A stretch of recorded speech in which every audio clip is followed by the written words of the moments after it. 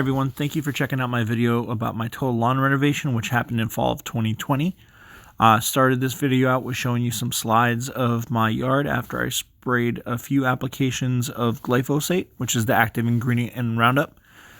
So here I have common Bermuda. Didn't really like the fact that it stayed brown several months out of the year, especially once it starts getting colder. Wanted to switch my yard back to fescue, which I had up north when I lived in Massachusetts. So here you see the lawn's kind of checking out. You could see my neighbor's yard is a little green. So did a couple of applications of glyphosate, spread about a week and a half apart, in between each one of the applications. Mowed, going one notch lower, bagging all the clippings. Here you can see I got a concentrated turf marker to make sure I was spraying evenly, and it was a little too concentrated, and went ahead and put a little bit too much, but you can see the lawn is starting to check out and slowly starting to die here. So yeah, there was 3 applications and then a 4th one to spot spray anything that was still coming up green. So you can see here everything is looking like it's brown and ready to go. The next phase of my project was to tackle a do-it-yourself irrigation system. Here you can see I was checking the PSI levels. Here's some of the parts. I used blue lock piping for the ease. It was just me and my father-in-law that were installing this. So it's all snap and go, and actually Orbit makes a prepackaged bundle that kind of I base my design off of. Here you can see sprinkler bodies attached to swing arms, so kind of getting the project going. Here's a valve that would connect to the manifold.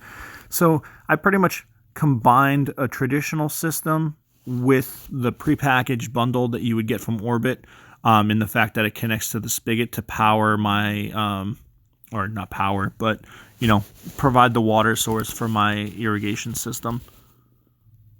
Alright guys, here you'll see the seed that I used for my renovation project. This bag right here is called Triple Threat by Southern Seed. It's a blend that supposedly work well in the transition zone, which is where I'm located in North Carolina.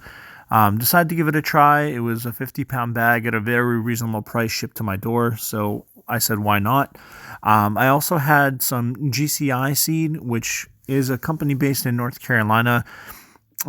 Very good seed. It basically is another 3-way blend of 3 different cultivars of turf type tall fescue. Just overall good seed.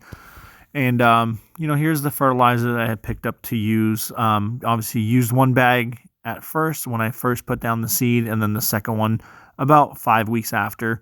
Also sprayed the lawn with Simple Grow Solutions Root Booster. It's basically humic and fulvic acid, which is great nutrients for the soil and the seed itself. Also used Clean Kelp by Bloom City. Just adds, again, just hitting the soil and the seed with a lot of nutrients. And also picked up this organic composted chicken fertilizer, which is nothing but organic matter going down. Alright guys, so well, you started seeing that I had my irrigation stuff kind of sitting ready to go, so the next step was to start digging the trenches, to start laying down all the pipes and all the sprinkler heads, getting them in position. So you can see here, there was obviously a lot of digging. It was just, again, me and my father-in-law with just 2 shovels kind of just going at it. And definitely would not want to do it again if the opportunity presented itself. You could see here that it's nothing but, you know, nice hard red clay here in North Carolina. So it definitely took a little bit of work to get this out. But you could see everywhere on my side yard, my front yard, my backyard. You see all the little trinkets that we found. There's a lot of stone and rock. Here is kind of a very bad panoramic photo of my backyard. And some treasures that we found that were left by the builder of our home in our backyard. So once we had that kind of set, we started taking out the spools of wiring to hook up to our manifold and started kind of unrolling the tubes, kind of letting them heat up in the sun since they are a little flexible. Start kind of running them. You can see here in my front yard, we kind of started bending the tubes and getting the sprinkler heads in position. You can see right here, this is the flower bed that I have watering, and I hooked it all up to this Orbit Wi-Fi enabled controller with their software called Beehive. It's been working great for us. And coming up, you'll see a quick test of my sprinklers. Alright guys, this is my sprinkler system that's going. Just have the connection set up. Obviously, it's spraying me a little bit right now and needs to be adjusted, but all the heads are going. Now we'll do this second zone that is set up just to flower this this bed right here. We'll be planting some flowers here as well. And these are the corner strips. Obviously this all has to be trenched back in and kind of get the head straightened up. Once we tested the sprinklers and knew that they worked, the time came to dig the trenches back in, which pretty much took us a day or two to complete. Had the task of, making sure it was leveled off, getting it ready for the topsoil that we were having brought in. So this is about 20 cubic yards that we had dropped in our front yard that we were going to lightly be spreading across the entire yard, front, side, back, in anticipation of seeding. So here you can see everything was nicely spread out and ready to go for the seed. So this is probably right about late September here in North Carolina, where the temperatures were just starting to drop, and I'm about to do another test of my sprinklers. All right guys, here is my do-it-yourself irrigation project. You can see I have this lead hose that I got connected to the spigot.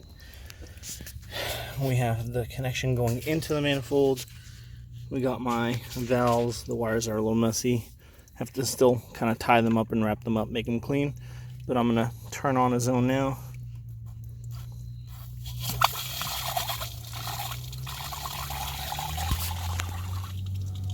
And that should be zone 1.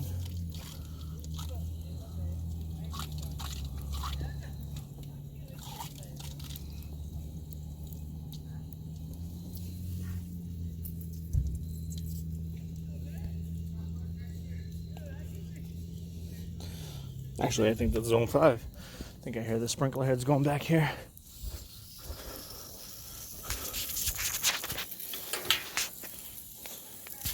So here we go. See them all going. They're spraying me. I gotta adjust the throw. They're actually hitting the house, and I need to shut it off because it's going into the porch. Here's my heads going. Zone 1 on this side of my yard. It's getting everywhere. All the heads are going. They're all reaching the center. So we're good on coverage.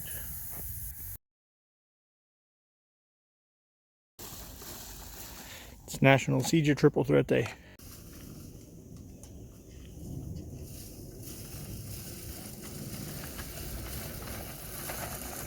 Alright guys, so there you saw the last kind of final tests of the sprinkler system, and then my father-in-law, who was nice enough to demonstrate spreading the seed with our old spreader.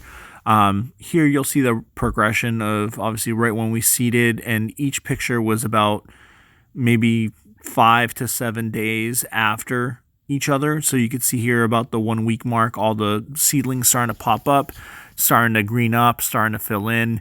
You could see here about 2.5 weeks after, it's starting to nicely fill in. There was a couple of spots that, were a little thin. We got a couple of heavy rainstorms, which I'm assuming kind of pushed the seed around, but still overall happy with the results.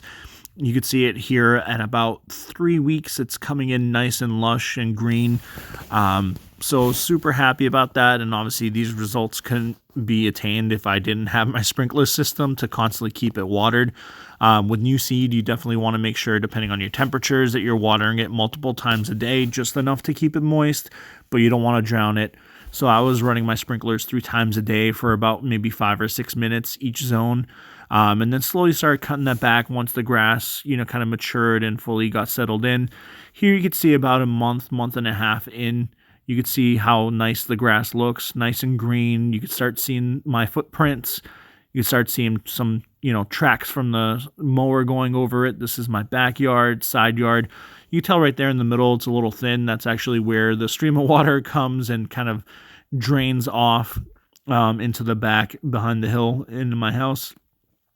So this is my front yard here. You could see Again, like I said, you could start seeing all the lines from the mower and everything else. I'm about to get a striping kit now for spring 2021 and try to take things to the next level. But overall, very happy with the results of my triple threat. You can see how nice and lush the grass looks, and you know, that's all there is to it. I mean, it was a really challenging project. Took a lot of time, but definitely very happy with the results.